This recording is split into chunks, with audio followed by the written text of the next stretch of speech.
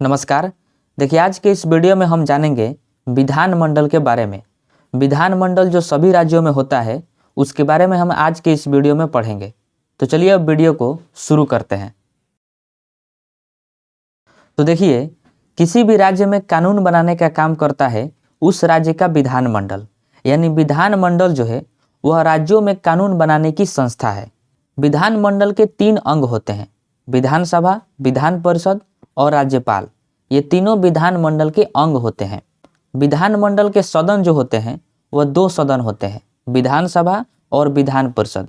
ये दोनों विधानमंडल के सदन हैं। ठीक है, अब हम विधानमंडल के तीनों अंगों के बारे में समझेंगे। तो देखिए, सबसे पहले हम समझेंगे विधान परिषद एवं विधानसभा के बारे में। विधानसभा एवं विधान परिषद को हम कंपैरिजन करके पढ़ेंगे ताकि अच्छे से समझ में आए। तो चलिए देखते हैं। तो देखिए, विधानसभा की चर्चा आर्टिकल 170 में है और विधान परिषद की चर्चा आर्टिकल 171 में है। ठीक है, तो इसको आप याद रखिएगा कि आर्टिकल 170 में विधानसभा की चर्चा है और आर्टिकल 171 में विधान परिषद की चर्चा है। विधानसभा का कार्यकाल जो होता है वह 5 वर्ष का होता है, लेकिन इसे 5 वर्ष से पहले भी भंग किया जा सकता है, इसलिए इसे अस्थायी सदन कहते हैं।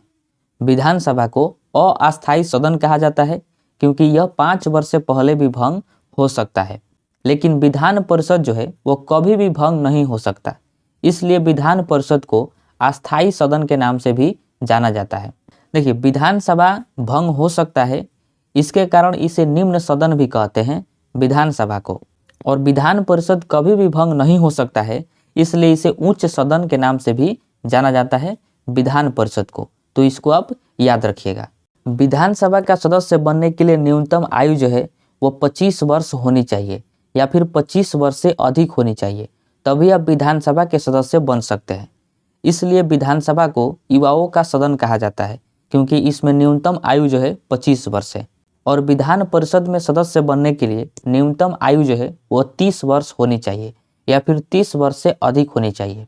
इसलिए विधान परिषद को बुढ़ों का सदन कहते हैं क्योंकि इसमें न्यूनतम आयु जो है 30 वर्ष है। ठीक है, तो विधानसभा को युवाओं का सदन कहा जाता है और विधान परिषद को बुढ़ों का सदन भी कहा जाता है। विधानसभा को प्रथम सदन कहते हैं क्योंकि विधानसभा में जिस दल को बहुमत मिलता है उस दल के नेता को सीएम बनाया जाता है, यानी मुख्यमंत्री बनाया जाता है। इसलिए विधानसभा को प्रथम सदन के नाम से जाना जाता है। लेकिन विधान परिषद को द्वितीय सदन कहते हैं क्योंकि इसके बहुमत दल के नेता को मुख्यमंत्री नहीं बनाया जाता है, इसलिए विधान परिषद को द्वितीय सदन के नाम से भी जाना जाता है। अब देखिए, विधानसभा में अधिकतम सीटों की संख्या 500 है, यानी विधानसभा में अधिकतम 500 सदस्य हो सकते हैं। लेकिन विधान परिषद में अधिकतम सदस्य विधानसभा के कुल सदस्य के 1/3 होते हैं, यानी विधानसभा में अधिकतम 500 सदस्य हो सकते हैं। इसलिए 500 का अगर 1/3 निकालें तो लगभग 166 होता है, यानी विधान परिषद में अधिकतम 166 सदस्य हो सकते हैं, इससे अधिक नहीं हो सकते, जो 500 का 1/3 भाग है। ठीक है, तो विधान सभा में 500 सदस्य हो सकते हैं अधिकतम, और विधान परिषद में विधानसभा के 1/3, विधानसभा में जितने सदस्य होंगे उसका 1/3 सदस्य ही अधिकतम हो सकते हैं विधान परिषद में। ठीक है, अब देखिए, विधानसभा को प्रत्यक्ष सदन कहते हैं क्योंकि इसके सदस्यों को जनता जो है डायरेक्ट चुनती है, इसलिए विधानसभा को प्रत्यक्ष सदन कहते हैं।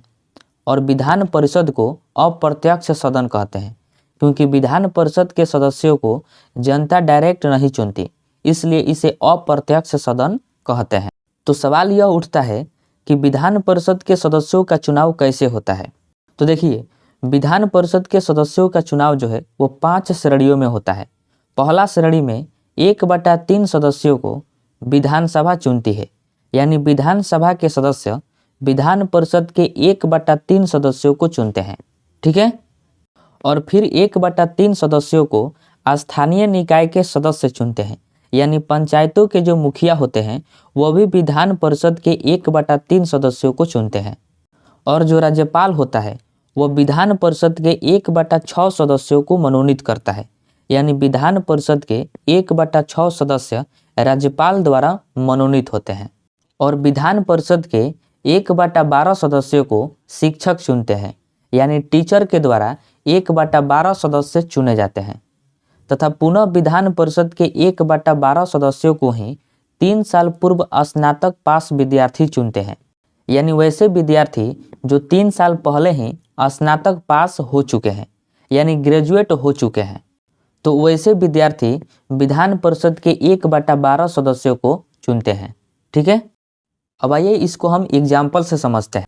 जैसा कि आप जानते हैं कि बिहार विधान परिषद में 75 सीटें हैं, तो विधानसभा के सदस्य विधान परिषद के 1/3 सदस्यों को चुनेंगे। यानी 75 का 1/3 यानी 25 सदस्यों को चुनेंगे। ठीक है, और मुखिया लोग भी 1/3 सदस्यों को चुनेंगे। यानी ये भी 25 सदस्यों को ही चुनेंगे। और राज्यपाल विधान परिषद के 1/6 सदस्यों को मनोनीत करेगा। यानी 75 का 1/6 यानी लगभग 13 सदस्यों को राज्यपाल मनोनीत करेगा और शिक्षक द्वारा 1/12 सदस्य चुने जाएंगे। यानी लगभग 6 सदस्य शिक्षक द्वारा चुने जाएंगे और 3 साल पहले स्नातक पास विद्यार्थी 1/12 सदस्यों को चुनेंगे। यानी यह भी विधान परिषद के 6 सदस्यों को ही चुनेंगे। तो इस तरह टोटल हो जाते हैं 75 सीटें। तो इस प्रकार विधान परिषद के सदस्यों का चुनाव होता है। अब बात करते हैं विधानसभा एवं विधान परिषद के सदस्यों की योग्यता की। तो देखिए, दोनों का सदस्य बनने की योग्यता जो है वह सेम है।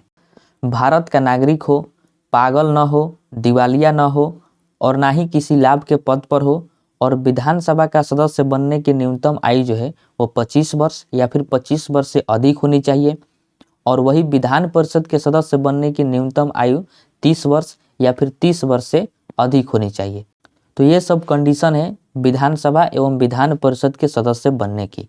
ठीक है, अब देखिए, विधानसभा के अध्यक्ष तथा उपाध्यक्ष को विधानसभा के सदस्य ही चुनते हैं।